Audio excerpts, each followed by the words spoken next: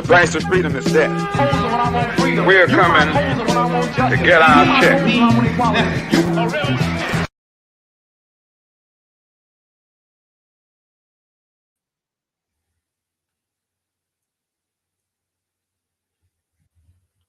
Hey, hold on.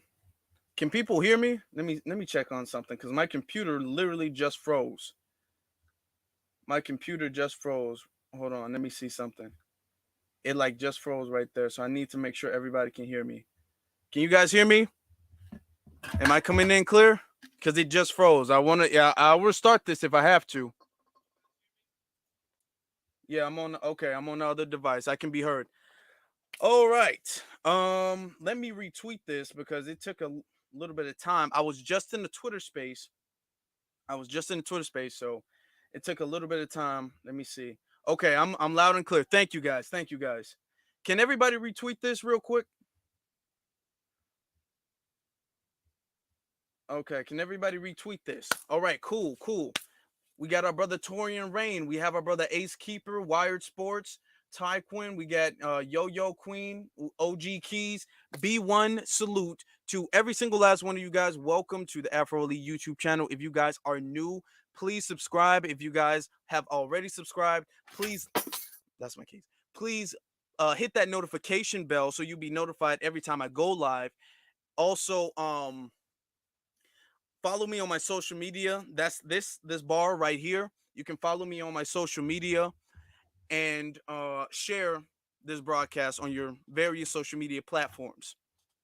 Before we really get into today's subject, I would like to announce a couple of things. The first thing I would like to announce is the fact that I am having a 20% off all merchandise sale going on this weekend. Starting from this Thursday coming up until Monday. From Thursday till Monday is 20% off all merchandise. So I know it's hoodie season. I know everybody wants to get their hoodies together. I understand that. So that's why I'm trying to do this so people can dress fresh and be all nice and snuggly and all that stuff for the holidays, for the summertime, for the wintertime, for the fall. Lord have mercy. I got a lot going on, guys. But we in here. We are in here. I will say, before we go, there's another thing I want to say. I saw this just today. Let me read this because this is going to be relevant. This is going to be a bit relevant. Okay. Gonna hit the ground running with this one. I hope no ads pop up. But it says California high school cancels football season after athletes film staging slave auction prank. Okay, this happened literally yesterday. This was like last night, damn near early this morning. It's a short article. A California high school has canceled their Hold on, let me make sure you guys can see it. Okay, you guys can. Where was I? Okay. A California high school has canceled their remainder of its football season after members of the team were filmed in enacting a prank, quote, prank, in which they appeared to auction off black teammates. The video shows a member of River Valley High School football team seeming to act out a, quote, slave auction of their black teammates. First off, who are the black teammates that that participated in a slave auction? I want to know that, or is it they were like dressed up in blackface? I don't know because the article doesn't really get into that. But okay, that I find that very interesting. Okay, now continuing. Let me see. This school district officials released the video on Thursday. Yuba, I believe that's how it's pronounced. Yuba City Unified School District Superintendent Doreen Usme, I believe that's how it's pronounced, called the video, quote, unacceptable and, quote, deeply offensive in a written statement shared to CNN. The students involved in the, quote, unfortunate and extremely distressing incident, end quote, were barred from competing in the rest of the football season for violating the student athlete code of conduct, Usima said. Or Usama, I believe that's how it's pronounced. Okay. They may have thought the skit. Now here's them splaining. Here's them splaining. Quote: They may have thought the skit was funny. Really? They thought slave auctions was funny. Really? Now here's the thing. They would never say. They would never say that about the Holocaust. If you had some people trying to interact the Holocaust, they would never say, "Ah, kids are gonna be kids." That they wouldn't get, but they do that with slavery. Okay, just want you to know. Oh, they might have thought it was funny. No, they didn't. They didn't. But continuing, they might have thought the skit was funny, but it is not. It is unacceptable and requires us to look honestly and deeply at the issues of systemic racism. End quote. Usama added that some students may face disciplinary consequences as a result of the video, and that the school will also implement education, honest, open discussions, and instructions around racism. This is more of that. We can talk racism away. We can talk it out. They're just uneducated. I mean, there might be some disciplinary actions, but a lot of them are just uneducated. That's really kind of what it is. Now, I want you guys to think, if this was happening to other communities, other religious communities, do you think that they might be facing disciplinary action, or do you think that they for sure would be facing disciplinary action?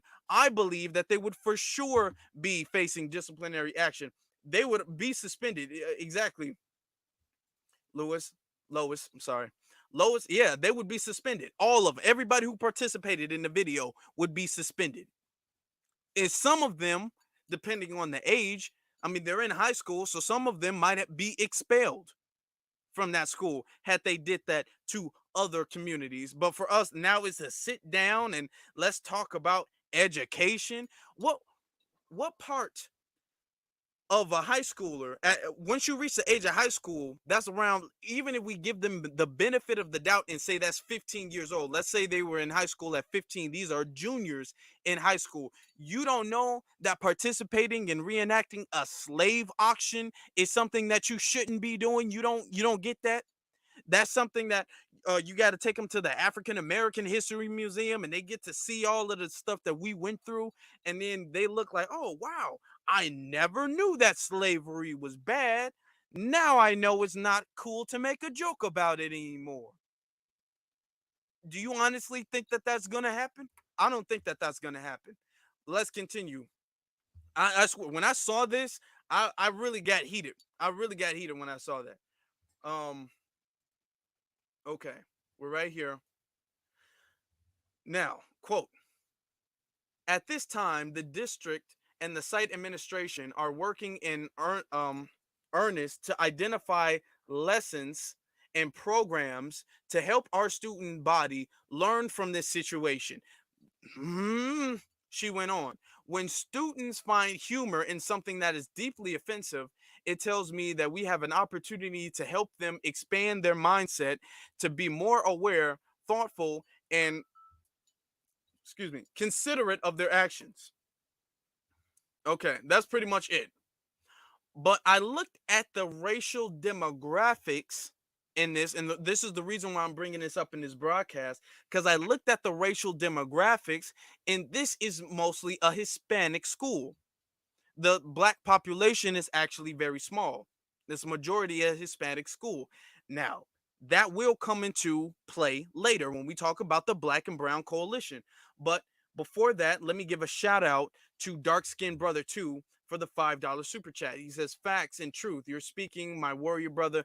Thank you very much, my warrior brother. I greatly appreciate you as well. And I appreciate that super chat. There's a lot of people in here in Cali. I can believe it. Yeah, exactly, Torian.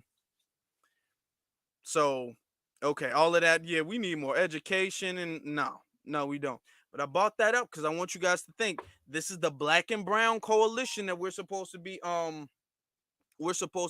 teaming up with now. This Black and Brown Coalition. Okay. Now, let me get to this. Hold on, where? Oh, okay. I'm sitting up there looking for it. I want to get to this story happening in Chicago.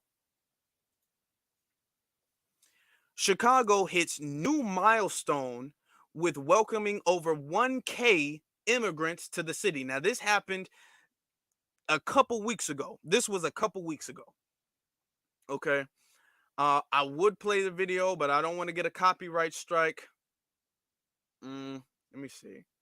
Well, I guess it does count as fair use, right? So, yeah. Live life on the go with the See, that's that ads. They always try to get you with that. Anyway, I'll just read it. Chicago hit a new milestone when it comes to migrants being sent here sent up from Texas. More than 1,000 people have been welcomed here. 1,061 to be specific. Okay, mind you, this was taken. Oh, don't pay attention. This was taken September 23rd. This article was published September 23rd. So you can already imagine it's much more than that at this time. All right. Let me see. Oh, it seems like we had a troll in here. Anyway, keep going. All of the migrants were bussed up here from border by the Texas governor.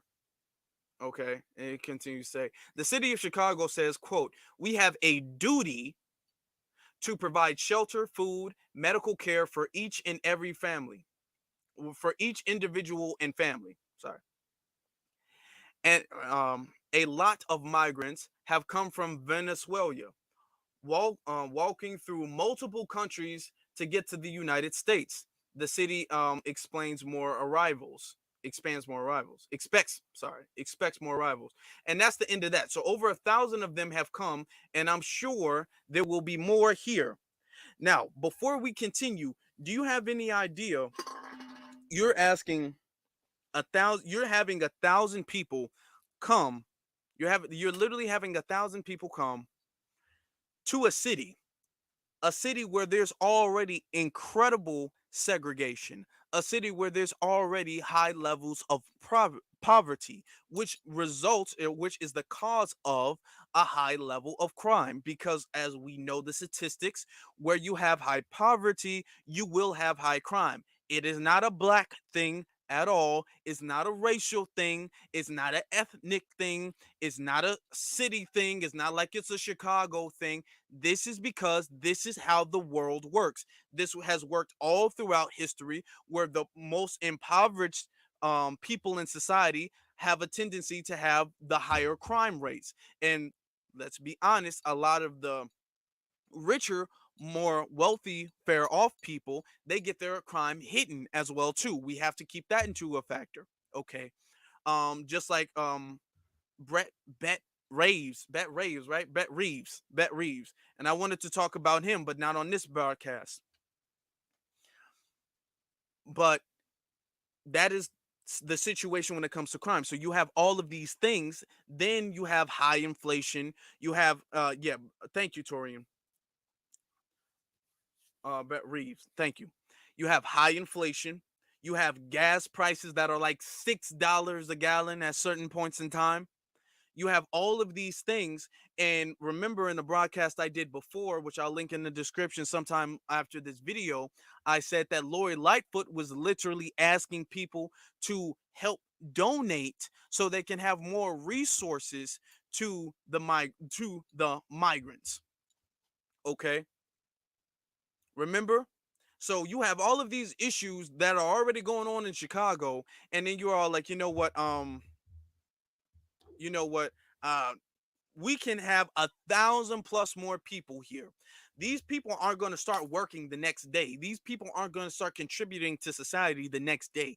These people are going to, first off, need to learn how to speak proper English, at least fluent enough to have a conversation with somebody who doesn't know Spanish. They're going to have some type of training and education. They're going to have some type of place to stay. They're going to have to get up on their feet before they can even contribute to society. So you're just giving money to these people, money that belongs to foundational Black Americans that are already here in Chicago and need help. Now we're going to move on. Let's move to this. Now, this one found this very interesting. Don't blame the immigrants. It's our laws that are criminal. Now, this is interesting. Now, this came around the same time the other thing came. So here they are caping, and this is from the Chicago Times. Now, this is what I found very interesting. We are an aging population with a declining birth rate. Our national spirit needs the infusion of energy and dynamism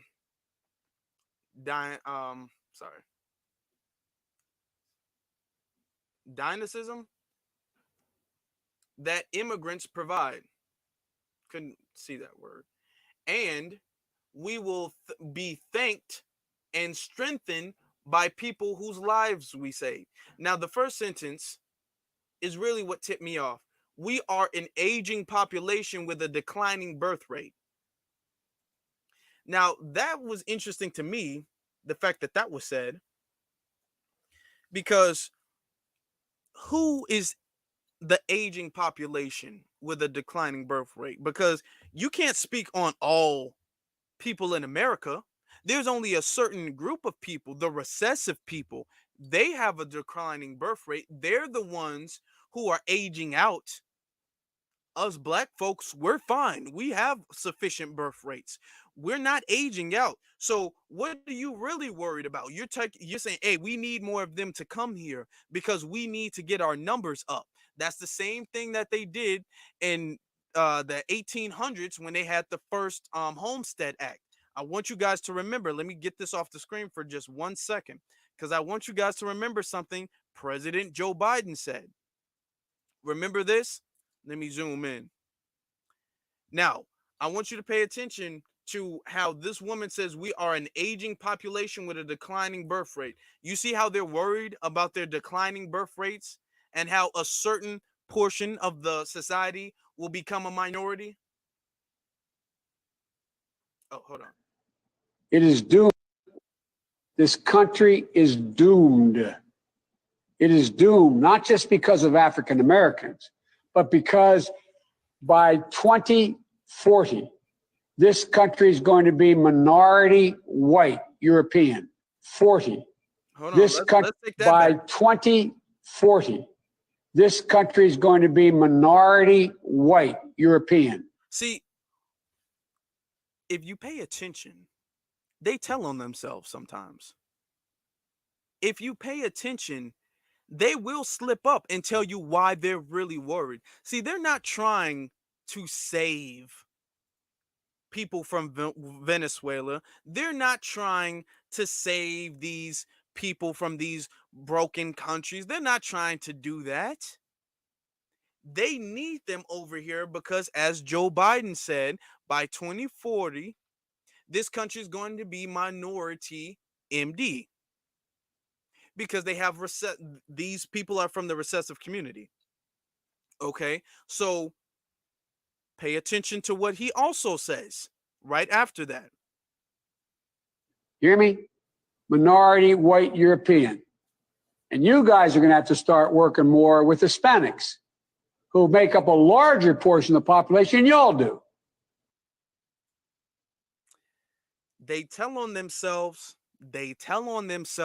They need them over here because they're all like, okay, our population numbers, there's nothing we can do to get our birth rates back.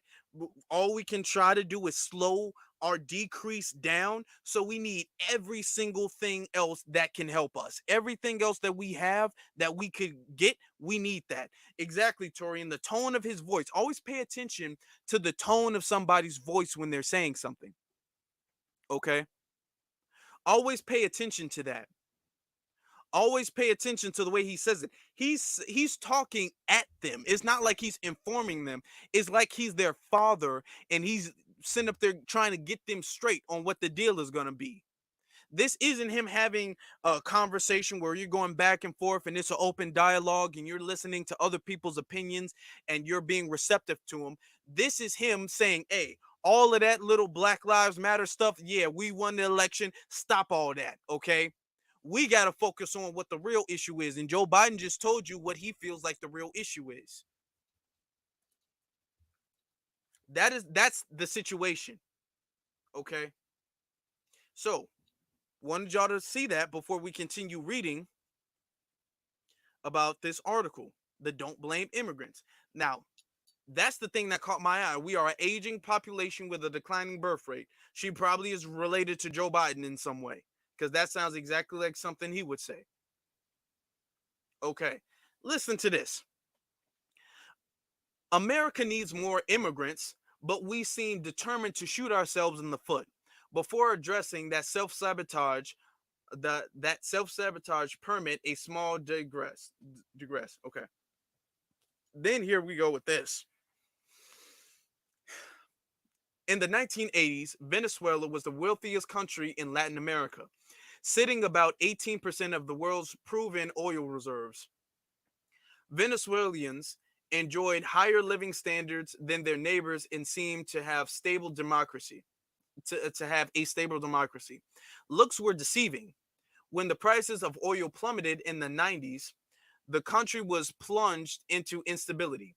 In 1999, they elected a charismatic military officer, Hugo Chavez, who promised to redistribute the nation's wealth and proceed to befriend Federal Castro and destroy the nation's economy. He nationalized companies and farms, crushed labor unions, put opponents in prison, and seized the assets of foreign oil contractors. Chavez uh,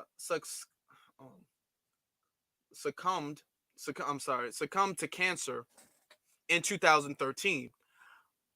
But by then, Chavez was a basket case. Today, 1 in 3 Venezuelans don't get enough to eat. Malnutrition among poor children is rife, and more than 75% of Venezuelans live in extreme poverty. It is the most abrupt capsule of a thriving nation not at war on record, and a cautionary tale about what can happen when people make bad political decisions. Most of the 50 now at this time, this was a I guess this was an older thing. I don't know why most of the 50, because around that time they were saying over 50, well over 100. But anyway, most of the 50 immigrants Governor Ron DeSantis dropped on Martha's Vineyard, I guess, yeah, this is about Martha's Vineyard, were Venezuelan who had made an atrocious 2,000-mile journey. Quote, no one leaves home, end quote, wrote poet Warzen Shar, I believe that's how it's pronounced. And then it continues to say, unless the home is the mouth of a shark. And it gets into communism. We're going to skip past that. Let me make this bigger. I didn't even realize it was kind of the small version. Let me make this bigger for you guys if you wanted to read out as well. DeSantis didn't see suffering human beings. He saw props. He saw Fox News coverage, and then it's a hyphen. Fox, unlike the governor of Massachusetts, was tipped off in advance. He's and he saw a chance to show the GOP base what a jerk he could be. The DeSantis justifiers object that border states are being flooded with undocumented immigrants and that it's unjust that red states are bearing all the burden. I mean, yeah, it is. Specifically the black areas, because it's not like they're dropping them off in the other areas. But let's continue. But the border states are not handling it alone. The federal government has spent roughly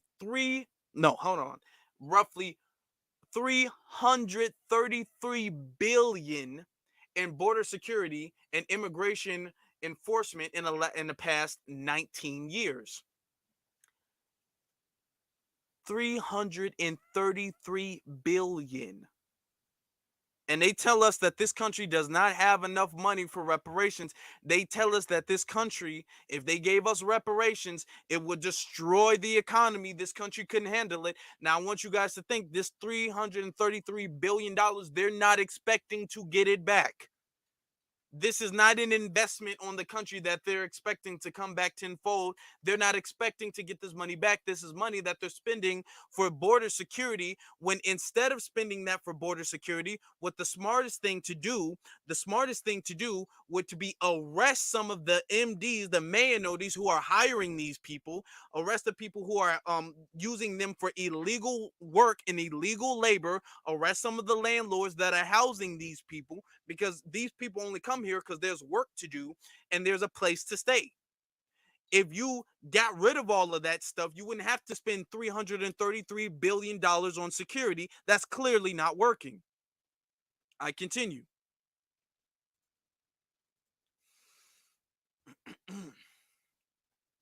$33 billion in the past 19 years, with much of it targeted on the southern border. As for the burden of immigration, it is debatable that immigrants represent a burden at all. Many studies show that they pay more in taxes than they cost on social services. Doubt that. I doubt that. I seriously doubt that. They don't even make enough really to be. No, that's inaccurate. Okay, because when they come here is not, listen, when they come here is not like they're immediately paying taxes the next day after they get to this land. It takes them a while before they even have to pay any taxes at all, period. But when they come here, they do get medical benefits. When they come here, they do get food. When they come here, they do get housing. So when they come to this land, they get a lot of benefits. They don't have to work for the benefits that they get when they get here. They get a whole bunch of government assistance when they get here over black people, over foundationals. They get all of that stuff when they come here. So don't tell me, oh, they're contributing more than they're taking. No, they're taking more than they're contributing. Exactly. They rack up. Exactly. Good point. They rack up on social services. They're huge on that. They're big on that. Like, don't play games like we're stupid. Okay. And they are more likely to work, start businesses, seek patents than their native born, and less likely to commit crimes.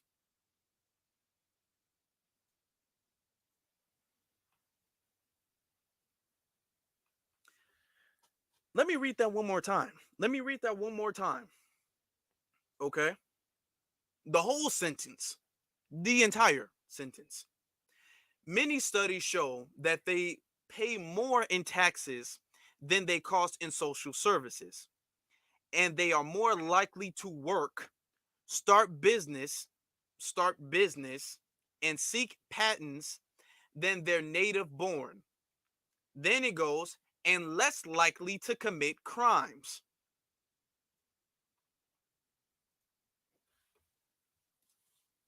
Do you guys believe that? Do you guys believe that? I don't. I don't believe that at all. More likely to work than who? How? Let me ask. Let's really, if we're talking about it, let's really talk about it. They're more likely to work. How are they more likely to get the job? Let's ask that question. You say they're more likely to work. I say, how? How did they get the job over someone who is native born here? They're not getting the job over the MDs, mind you. They're getting the job over black people. So how are they more likely for that to happen? They're more likely to start businesses incorrect. They're probably more likely to get loans for their businesses. They're more likely for their business not to be sabotaged from the beginning, but they're not more likely to start because, as we know, with the pandemic statistics, most of the black people who got any type of relief money, they were using that relief money to start businesses. Black people, the black demographic, are the number one business starters for the last few years, for the last several years, if we're going to be honest, black people are the number one people who start businesses. It's just that our businesses go through a whole lot of strife that other groups businesses don't have to go through. That is the reason. So they coming over here with this work hard. Look, they work so hard. They work so hard. You can take, well, okay, that's cool. That's great. That's wonderful. You can take your hard working butt right back to Venezuela, and you can make Venezuela the place it used to be back in the 1980s when you had all that oil and democracy and all of that stuff. Since you work so hard, you can take yourself right back home and work to fix your home. But you're coming over here because you're not working hard. You're coming over here getting free benefits. You're coming over here getting free food. You're coming over here getting free medical care over the native born. You're coming over here getting free employment. Well, free employment, that's a weird phrase for it. You're coming over here getting preferential treatment. You're coming over here, they're not even towing your vehicle if they pull you over without a license. They're not towing your vehicle if they pull you over and you don't have insurance. You can't have insurance unless you have a license. So you don't have a license or insurance. They'll pull you over. They'll give you a ticket, but they won't tow the car. Had it been a black person, they would tow the car and arrest you. So they're coming over here getting preferential treatment. And you have the Chicago Sunday Times saying that they're coming over here and they're working harder than the native born. I say no. I say no to that.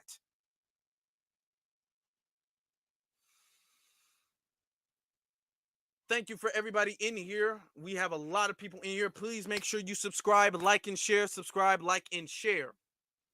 All right. Continuing.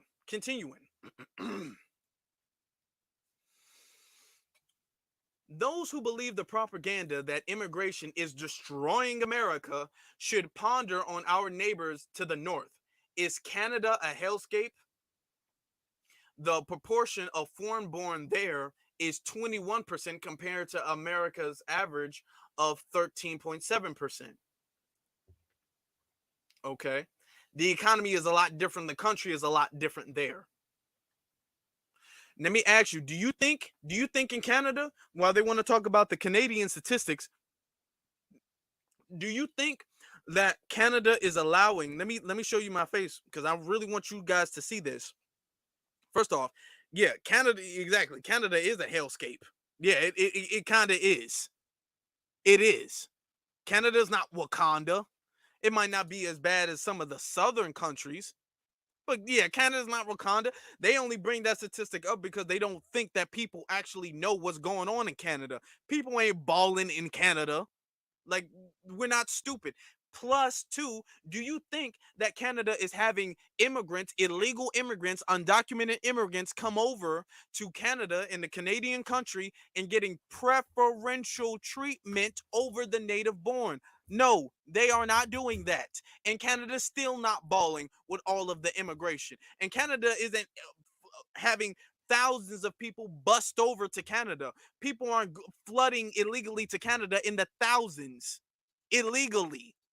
The people that they want to bring up statistics, yeah, you might have more foreign born people who are born in Canada, but they're legal citizens there. You have a whole lot of illegal, saying illegal citizens is an oxymoron, but you have a whole bunch of illegal people. And yes, I said it, illegal people. You have a whole bunch of them coming over here. That is a very big difference. See, they try to trick you up with statistics.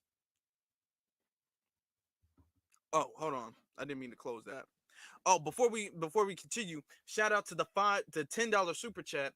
Until they build a country like this from scratch without fair competition, they can't proclaim they work harder. Exactly. How are you fleeing and you work harder? You start more businesses. Start a business home. Start a bit. Go start a business home. Go start a business home. How about that? You get your home popping, and I say you work hard. I will give you your credit. If you get it popping, I'm like, okay, well, they do work hard. Not more than us, but yeah, they work hard. All right, I guess. Give credit where it's due. But I'm not doing that because they're not. It continues to say, in truth, the vast majority of would-be immigrants have done absolutely nothing wrong. It is our own laws that are the problem. We desperately need workers, yet The wait for legal immigration options is years long. How do you let me see something. Let me ask you something. How do you say we desperately need workers?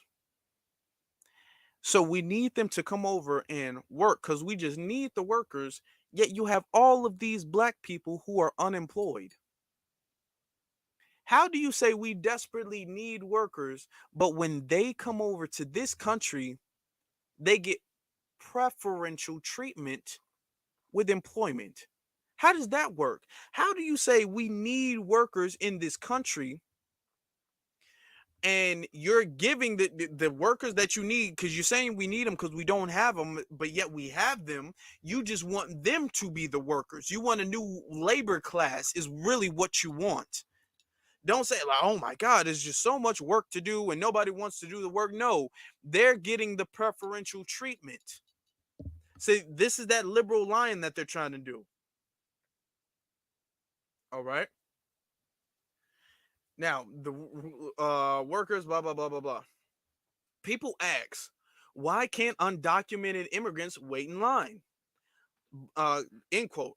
But there is no line. We resolutely decline to accept guest workers in large numbers. Now they're calling them guest workers. Guest workers in large numbers who could fill jobs and return home without affecting voting patterns, by the way. And so the only way to gain entry is to put feet on the American soil and ask for asylum. Now, here's the thing. The tricky thing with that is these people aren't coming to the country and then saying, oh, I want to come do some work, get some money, and then go home. They're not doing that. They're coming to stay. They have no intention of going home. They're coming to stay. They're having children. Their children are being raised in America, and their children are here to stay. This isn't, okay, we have this big project on this land. We need workers. You get your work like a temp service. This is not a temp service. This is you coming for permanent stay, permanent employment over the native born foundational black Americans here. That's what this is. Continuing. Clearly, not all those pleading for asylum meet the criteria. A well-founded fear of persecution. That's the criteria for asylum. But the system is short of courts and judges, and wait times for hearing are very long. Some never show up for the hearing, and so the word has gone out around the word has gone out around the world that if you can manage to get to the United States and present yourself to the border guard, you have at least a shot of remaining in the country, either because your asylum claim will be granted or you will melt into the country and avoid deportation. That is a very interesting claim. Okay? It's very interesting they said that. So what they're saying is it's already a thing that they know. See, the thing about asylum, like they said, a lot of people don't even qualify for asylum. Before we go, let me get that off and let me show you guys what asylum is, because they use the terms asylum, refugee, immigrant. They use that stuff interchangeably, but those are different words. All right. So let's actually get into what that really means. Okay. I'm not going to read the whole thing, but right here. Who is a refugee? It says a refugee is a person who has fled from their country because they are at risk of serious human rights violation and persecution there. The risk to their safety and life are so great that they felt they had no other choice but to leave and seek safety outside of their country because their own government cannot or will not protect them from those dangers. Refugees have a right to international protection. Who is an asylum seeker? An asylum seeker is a person who left their country and is seeking protection from persecution and serious human rights violations from another country, but who hasn't yet been legally recognized as a refugee and is awaiting to receive a decision on their asylum claim. Seeking asylum is a human right. These means this means sorry. This means anyone should be allowed to enter another country to seek asylum. And this was a little bit longer. Who is a migrant? There is no international accepted legal definition of a migrant. Like most agencies and organizations, we at Amnesty International understand migrants are people staying outside of their country of origin who are not asylum seekers or refugees. Some migrants leave their country because they want to work, study, or join family, for example. Others feel they leave because of poverty, political unrest, gang violence, natural disasters, and other serious circumstances at exit that exist there. Sorry. Lots of people don't fit the legal definition of a refugee, but could nevertheless be in danger if they went home. It is important to understand just because migrants do not flee persecution, they are still entitled to all the same human rights protections and respects, regardless of the statutes they have in the country they move to. Governments must protect all migrants from racist, xenophobic violence, exploitation, and forced labor. Migrants should never be detained or forced to return to their country without legitimate reason. Yeah, get out of here with all of that, man. Get out of here with all of that. I didn't know you guys were looking at it from that angle. I meant to make it bigger. But anyway. We're going to continue reading the original article that we were reading before. All right. Shout out to everybody in the chat room. Please make sure you leave a like. Now we're back here. We are back. It continues to say, some never show up from their hearings. And okay, let me just read the whole thing over again. Clearly, not all of those pleading for asylum meet the criteria. A well-founded fear of persecution. You have to prove that you have a well-founded fear of persecution in order for you to say, I'm seeking asylum. So you guys know. But the system is short of courts, and judges' wait times for hearings are very long. Some never show up for their hearings, and so the word has gone out around the world that if you can manage to get to the United States and prevent yourself to a border guard, you have at least a shot of remaining in the country, either because your asylum claim will be granted, or you will melt into the country and avoid deportation. Which means, hey, the word is, if you get to America, that's all you got to do. That's that little cheat code that they're using. All you have to do is get to America, baby. That's all you got to do. Once you get to America, just say, oh, I'm seeking asylum, and they gotta let you in. That's a little cheat code. So they say, oh, well, they're not undocumented aliens, because the thing is that they can't constantly keep justifying the undocumented aliens that are coming to the country, the illegals that are coming to the country. So they switched it up. They're illegals, but all they got to say is, I'm a asylum seeker. I'm a refugee. I'm a migrant. I'm not an undocumented alien. I'm just a migrant. I'm enjoying all of the privileges of a citizen, more than a citizen, but I'm an asylum seeker. That's that little trick wordplay code words thing. Exactly. Now, mind you, that didn't work for the Haitians. And two, Joe Biden was the president at the time. Remember when the Haitians was getting beat back to Haiti? Remember that when they had the MDs on their horsebacks and they were whipping Haitian Haitian men and women back to the border, and they were hungry and they were starving because the Haitian president was recently assassinated right around that time, and they were talking about, hey, I'm trying to seek asylum. They are like, hey, no, not your black ass. You go home.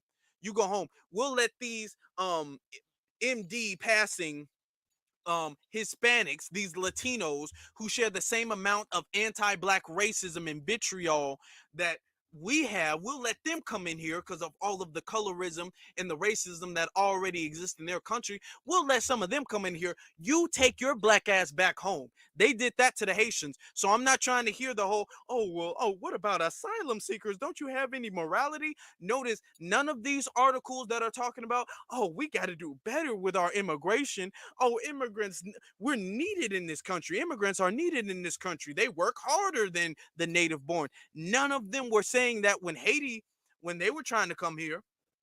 So yeah, you got to throw the little racial aspect into this as well. And this isn't necessarily me caping for the Haitian immigrants, but this is just me pointing out a fact. Why doesn't the asylum seeking rule go both ways? Okay. Um, where was I? Where was I? Okay, right down here. I think this is wrapping it up. We are fortunate that so many hardworking people want to come here. If we had our act together, we could reform our laws and take more immigrants who would begin the legal application process in their home countries and hire more immigrant judges to hear asylum claims while clarifying that only serves cases, not economic migrants. Okay, will be eligible for that status. But here is the thing, severe cases, I'm sorry. Only clarifying only severe cases, not economic migrants. But here is the thing, most of them are coming over here for economic benefit. How are you able to tell that they're really coming over here because of the fear of persecution versus they're coming over here to get the bag? Who, and especially if you have an immigrant judge determining the case, overseeing the case, they're going to side with them. What are you talking about? Shout out to Cyberdine for the $5 super chat. Afro Elite, you breaking it down, bro. B1 to you. B1 salute to you, brother. Or sister, but I'm not sure. Thanks, brother. Continuing. We're right here. We are in an aging population with a declining birth rate. Let me just play that Joe Biden clip. I'm just going to play the audio of that. Let me reread that and then play that little clip from Joe Biden. We are in a aging population with a declining birth rate.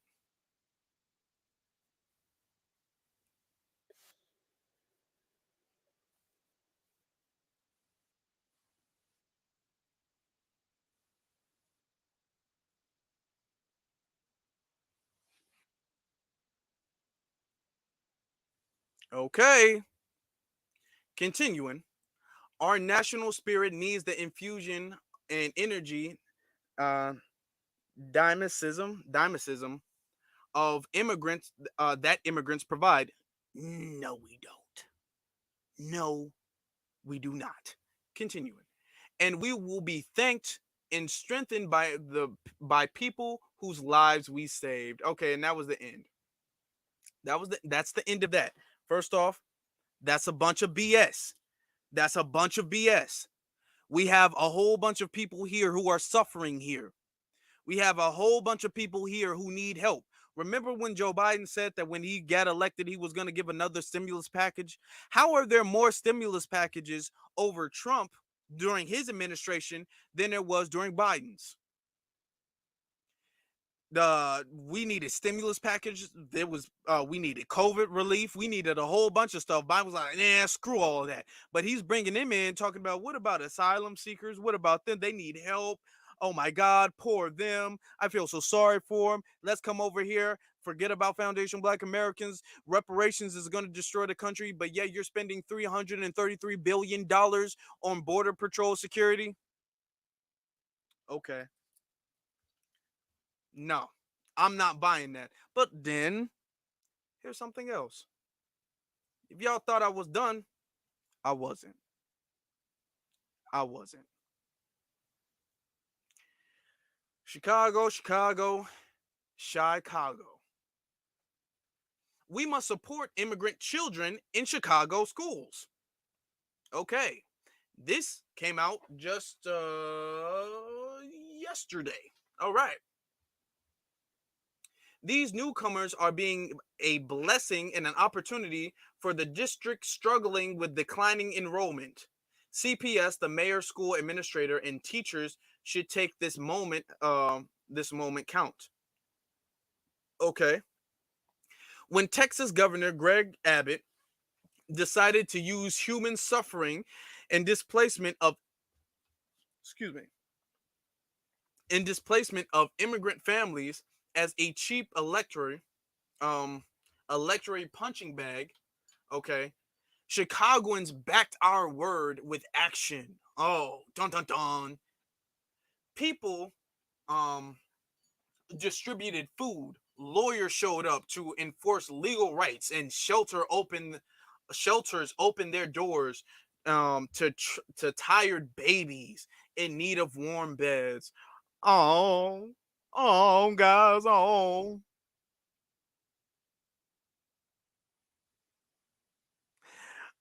I don't know, y'all. I might be changing my mind. Not the babies. Not the babies. I mean, we have a whole bunch of black babies who are going through a lot of struggle. We have a whole bunch of homeless people already in Chicago that are sleeping under bridges and tents and dirty tents who have to eat leftovers that are going through a lot of struggle. But I mean, just let them come in. They earned it because they got here, huh? You wouldn't you wouldn't be able to do the same anywhere else. Haitians can't do that. Remember, they had pregnant women, they were beaten back to Haiti. They said, I don't give a damn if you 8 months pregnant. If you don't take your black ass back to Haiti, what do you think this is?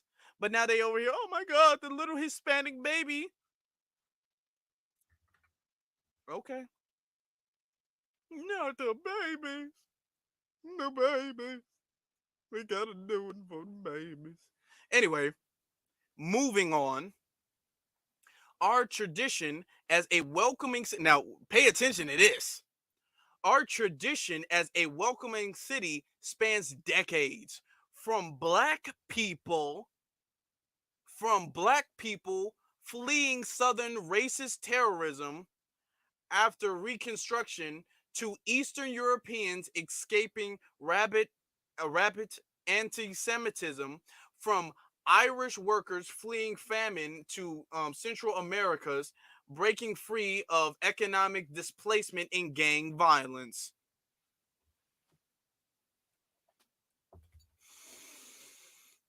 Do you guys do you guys have any, and this is why I have to stay on their necks every single time they talk about, oh, black people came to Chicago so they can seek refuge from the racism of the South. You know, the South was just so bad because of Jim Crow, because of all the racism, because of all the hanging, the lynching, the discrimination. So they came to Chicago. Chicago's kind of like Wakanda for black people. So they came over here, you know what I'm saying? Because Chicago is so nice and wonderful. No, Chicago, do you know how, listen, do you know how many black people died in Chicago? Do you know how many black people were deleted in Chicago because of racism, because of the MS, I mean WS? Do you know that? All of the Chicago, they talk about black people flee to Chicago to escape racism. Chicago is literally one of, if not the most segregated city in America. What are you talking about? This isn't no utopia for black people. Black people live the poorest in here. What are you talking about? Like this is some type of utopia for black people. Black people have been facing discrimination. Black people have been facing lynching. You still have you got black kids getting shot. You got black people getting beat up left and right.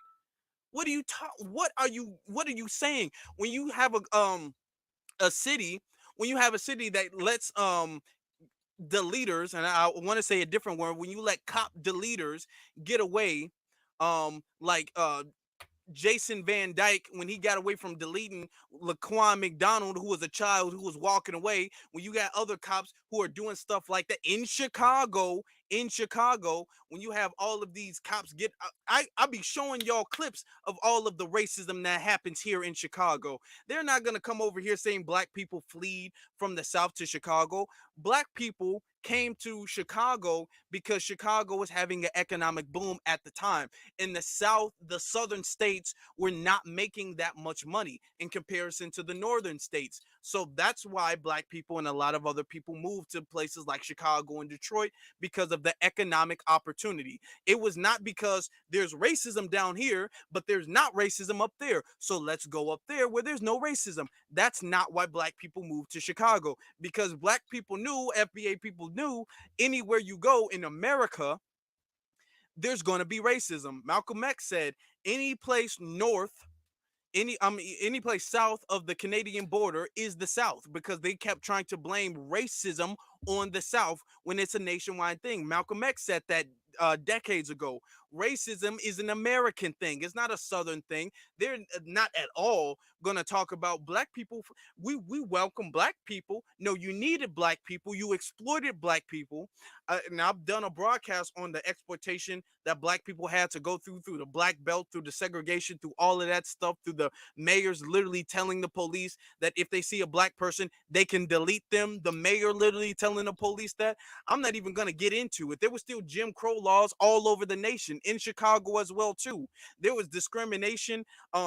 Dr. King came up to Chicago because of the housing discrimination here. So it's not like Chicago was some type of paradise, like they're trying to make it out to seem like, oh, Chicago, come on, you know we do this. Come on, we did it for the blacks. So come on, you that's that little black, and they trying to slap that little black and brown, the black and browns. No, we're not doing that. We are not doing that. Continuing. Ugh. Toxic politics will not shake our core belief that we are all better off because of immigration. Huh? Okay. And our identity as a city and a country is webbed to an unconditional embrace of those who come here seeking opportunity and peace. Please. Anyway, we cannot relent in this conviction when it comes to our public schools. Immigrant children deserve and are legally entitled to an education, regardless of their language, legal status, or country of origin. This requires, now, immigrants, you missed the illegal part. You missed the illegal alien part when you just said immigrants. This requires tireless work on behalf of teachers and community organizers to ensure schools are welcoming, fully funded, and staffed, and ready to educate and heal. During my 8 years as a bilingual teacher, I had the privilege of working with scores of newcomer students, mostly from Central and South America. The work is challenging beyond words. The majority of our institutional resources are available only in English, as are selective enrollment tests for high school applications. Continuing. Um, combined with the chronic shortage of bilingual teachers and social workers, we have our work cut out for us. Many of our newborns bring trauma and pain from families separated, maltreated while in custody at the border, or unimaginable violence they have witnessed.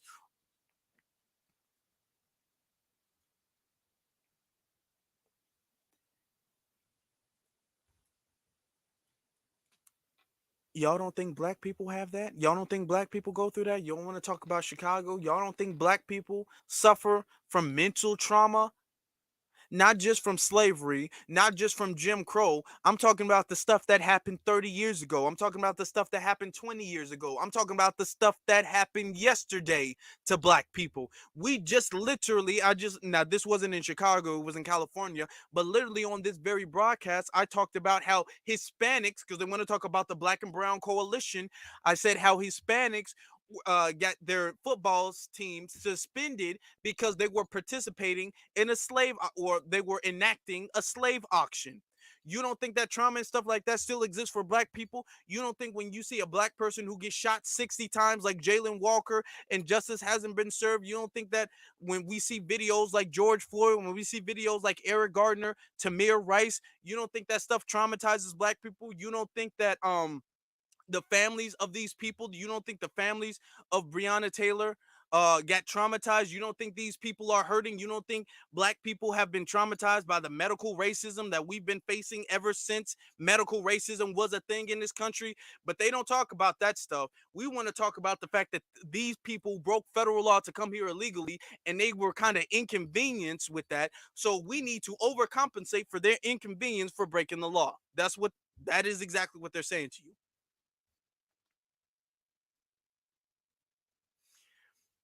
Continuing, Mayor Lori Lightfoot, her hand-picked Board of Education and CEO, Pedro Martinez, must make real commitments to ensure our schools become the sanctuaries we profess them to be. They're not sanctuaries for black people, though. She's not worried about them being sanctuaries for black people. Do you know how many horror stories black people in Chicago have to face in public schools? She's not worried about that, though. Excuse me if I'm a little animated and if I'm a little heated, but I am heated. These newcomers are a blessing and an opportunity for school districts struggling with declining enrollment. Chicago needs Chicago needs to truly welcome new immigrants in the world, and indeed, there's a little period, and indeed, not only, not only as the just, moral, and humane thing to do, but because our well-being depends on it. This affects our well-being. How so? This affects our well-being. How so, Mayor Lori Lightfoot? Please tell me that. I asked the CPS mayor, the mayor, the school administrator, and teachers to make this moment count. Set the record straight that Chicago is a city of immigrants, workers, teachers, and students all working together for justice, peace, and healing.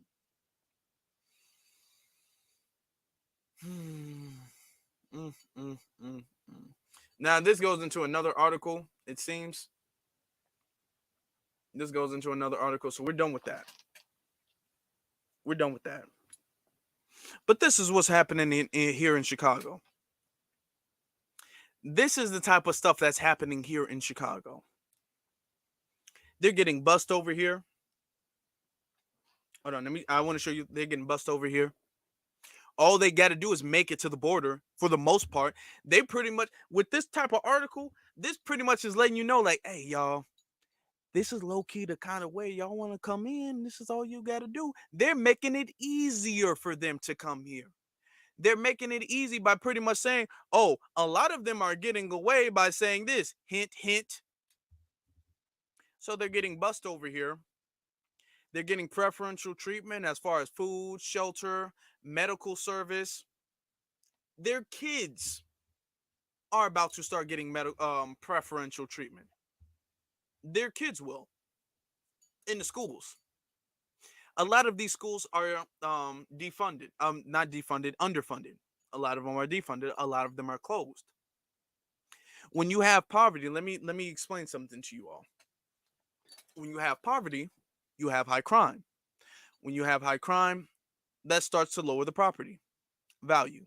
That lowers. Now, I want you to think all of these things add up. You said cell phones, vouchers, exactly, all of that. The property value goes down. Okay, the school goes down. If you notice, some of the nicest public schools are in some of the nicest, more well-funded neighborhoods. So if the neighborhood has poor funding, the school will have poor funding because the public school is paid by the neighborhood, by their taxes. Okay. So when you have people not making money, when you have racism, the what's that thing called, redlining, when you have all of that still in place, then the property taxes go down and people are making money, the schools aren't getting funding, the parents have to send their kids to school.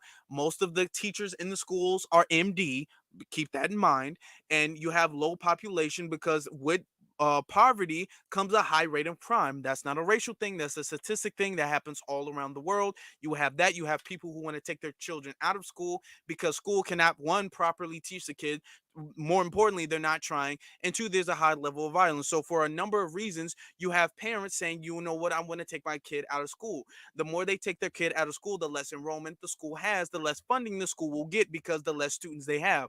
That will cause the school to get less funded and the school to be closed down more. And that also, it closes down one school in one district and it pushes, because the kids still need to go to school, so it pushes all of the students to one single school. So instead of having like a classroom of 50 students, which is still too much really, or let's break that down, instead of having a classroom of 25 students, which I would argue is still too much, instead of having that, you close one school down. These 25 kids, they still need to go to school. So what you're going to do is you're going to move those 25 kids to the classroom that already had 25 kids, and now there are 50 kids. You're not adding any more teachers, you're not adding any more resources or any more material. Now you just have one teacher that has to teach 50 students, 50 children. It's not like a college course where, hey, you learn because you want to. These are children, these are in their preteens, teenagers. These are teachers who really have to struggle doing that stuff. Teachers don't want to do it. Teachers are underfunded. A lot of, especially a lot of black teachers. Teachers are underfunded. Teachers are underappreciated. The schools don't have the resources necessary to really even teach the kids, despite how hard the teachers may try.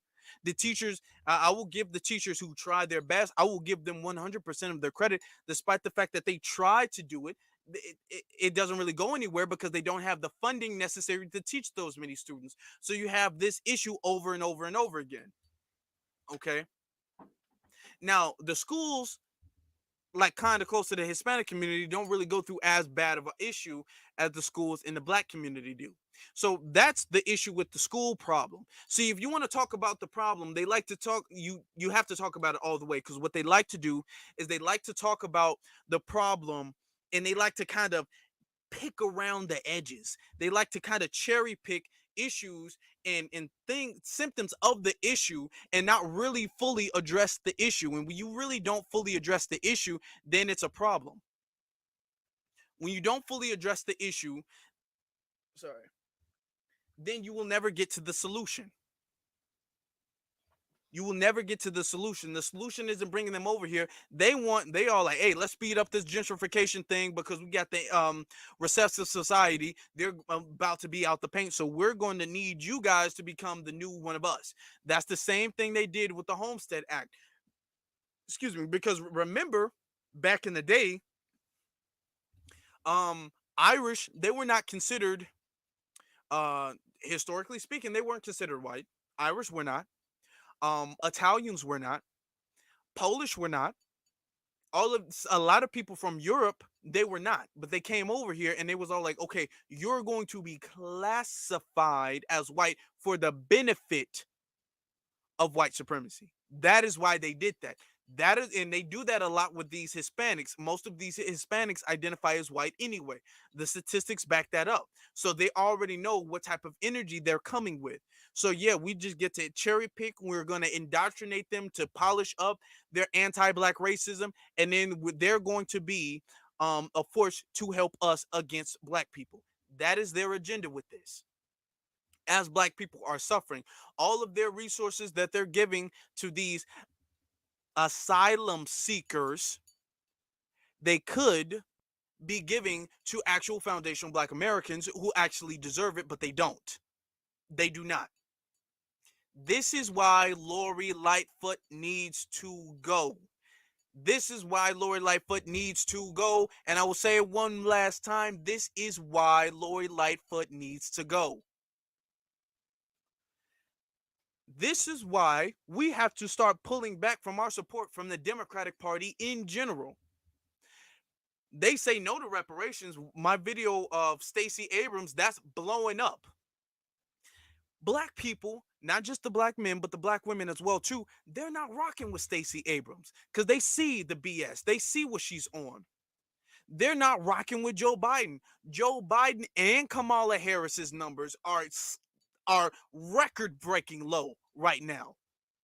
They're biting their fingernails off because they're so worried about this midterm. All of these Democrats are. Don't let them put on the front like, oh yeah, we get it. No, they don't. They're worried. They wouldn't be complaining. They wouldn't be sitting up there talking to Roly-Poly Martin about the Democrats if they felt like the Democrats were on their high horse. If they felt like the Democrats was good, they wouldn't need to talk to them. Remember, when the Democrats won, when they won the election, they weren't trying to talk to Roland Martin. Speaking of Roland Martin, speaking of him, see if I can find a little clip. Remember in that video I did with Stacey Abrams, and I find this so very ironic, to be honest.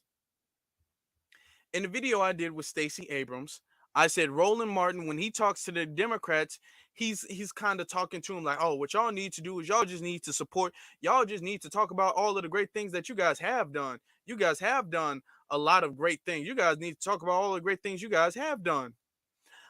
And I told you guys there is a nasty, hateful energy, and I'm looking for it right now, family. There's a nasty, hateful energy when Roland Martin talks about us. Roland Martin, oh man, there's so many. Hold on, let me see. When Roland Martin talks about us, I'm trying to find it. Okay, look at this. Let me zoom in.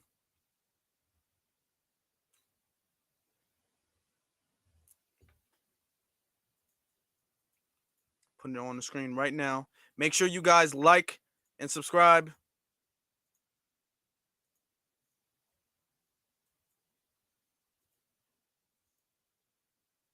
You know, it sort of trips me out when I hear a lot of people, man, the CBC ain't this, they ain't that. Anytime I hear somebody say that, it's a good bet they literally have no damn clue what the hell the CBC does. Well, yeah, they don't read. That's part of the problem.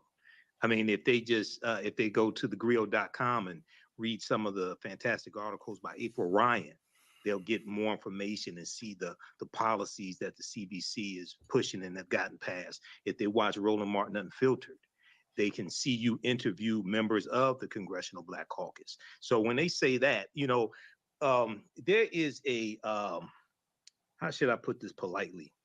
There is a black echo chamber of, for lack of a better word, stupidity. And that, I'm not talking about people who don't know. I'm talking about people who prey on people who don't know. You have to understand the difference.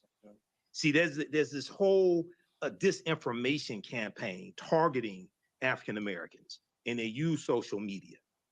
And you have social media black pimps who put out misinformation to prey on people who mean well but don't know. If they knew better, they would do better. That's him in the Boule crowd up there caping for the Democrats, calling you stupid. Saying that we're just too stupid to understand what they've done. When they say misinformation, what misinformation?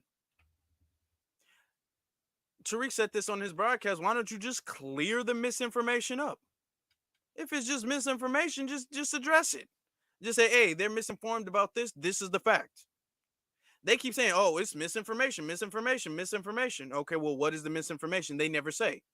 But remember, I was saying Roland Martin only talks to black people, no matter how mad he claims he is at the Democrats, no matter how mad he says he stands up for black people. No matter, I mean, no matter how many times he says he stands up for black people, no matter how many times he does that, this is Roland Martin. See that there's an HBCU that is owed $500 million. I don't understand for the life of me how these organizations are not saying we need to put on something major and go into Tennessee and serve notice. We want that check. And let me go ahead and say this right now. All of y'all ADOS, FBA, B1 folk who holler, cut the check, y'all ain't saying a goddamn thing about Tennessee State and the 500 million. It's amazing. I don't see none of y'all talking about the students at Florida A&M filing the lawsuit. So when y'all say cut the check, which check? And yeah, Which check? The slavery reparation check that you wouldn't get, Roland. And yeah, I'm calling you out by name, and I don't give a damn if you little fake ass YouTubers make your own videos, but I keep telling y'all be running y'all damn mouths yelling out reparations. When is this not a form of it? How do you not fight for this? It's that they owe them $500 million. But some of y'all spending more damn time fighting with white supremacists, pissed off that Lizzo used the damn flute of a slaveholder, than talking about the 500 million. That, Neon, is what pisses. Yeah, I told you guys, look at the way he talks. Look at the energy he's coming with. First off, look at the way he was dressed, but look at the energy he was coming with. Look at the way he talks at black people, at us, not to us, not even trying to educate. You don't even educate like that. I keep telling you, dumbasses, why do you guys be so stupid? Why y'all doing this? Y'all are so stupid. That's not how you talk to people. He never talks to the Democrats that way, no matter how mad he is. He's only talking to them like, oh, well, their mistake is they don't show everybody how great they are. That's their only mistake. I love them, massa. Please give me some more butter biscuits. That's his. That's him. That's how he acts. That's how he acts. He would not get reparations in the first place. So as far as cutting the check, he can mind his business. If you're not over here, if you're not the wind beneath our wings, if you're not pushing our agenda, you can mind your entire business. You can go back to Haiti, just like your Haitian brethren that you refused to say anything against when they were getting their ass beat. Back to Haiti, you didn't say anything against that, but you're supposed to stand up for black people and speak for black people. You refuse to say anything about that, but yet you have the audacity to come at the new black media about why we're not talking about some HBCU lawsuit. These are the people who claim they stand up for us, and we got politicians who are out here giving illegals preferential treatment. We can't be playing games out here. This is very serious. This is incredibly serious. We cannot afford to play any games. Man. Yeah, he's Haitian. He is. He's Haitian. He's admitted he's Haitian. Over there with that fake YouTube viewers or whatever. You can say one thing, my viewership is small, my reach is probably smaller than Martin's, but my reach is actually very authentic people, real people. I don't have a single bot following me. I don't have 100,000 fake views. I don't replay the same broadcast over and over again just to get the views, just so I can get put on the algorithm. I'm not a Democratic shield who posts talking points from the Democratic Party just so I can get some type of promotion from that. I don't do any of that. I stand very firm on all of my stances, and I do not compromise on any of them at all, period. Roland cannot speak that way. That's why nobody takes Roland's bald, Haitian, fat, floppy ass serious. We got all of this stuff going on. My main thing is we got to get Lori out the paint. She's got to go. She and her MD little girlfriend or wife or whatever they call themselves. I don't know. Maybe it's a new term. They always coming up with new terms about relationships and whatnot.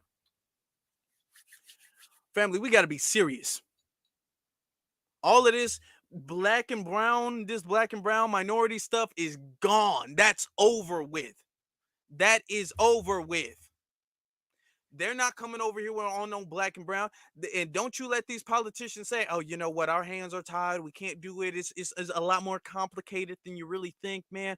I want to. I really do. Black Lives Matter, man. But the thing is, I really can't. My hands are tied. Politics. Oh, my God. Politics is so sticky. No, don't do that, because you are having people come over here. They don't have any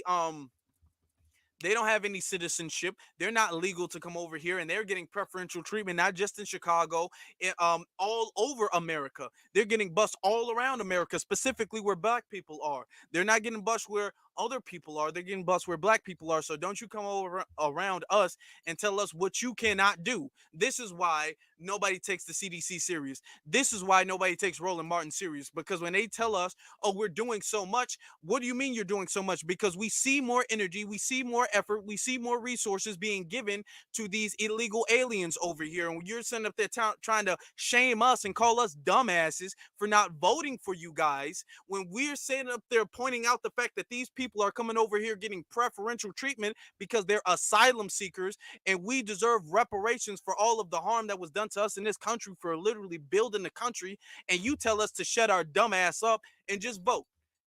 That's why nobody's taking you serious.